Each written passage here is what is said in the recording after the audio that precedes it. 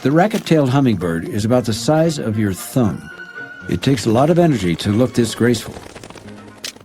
That means it's living in a perpetual state of near starvation. In fact, its metabolism is so fast, it needs to fuel up on nectar over 1,000 times a day. It can't stop feeding for a moment. All day is a race against time.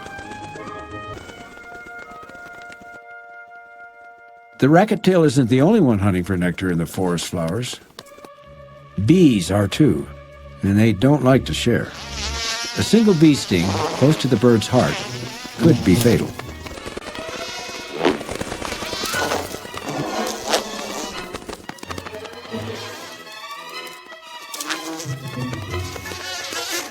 But time is on the racket-tail's side.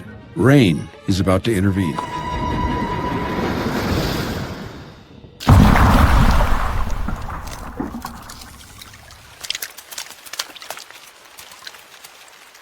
A raindrop as big as its head may not be much fun for a hummingbird, but it's altogether too much for a bee.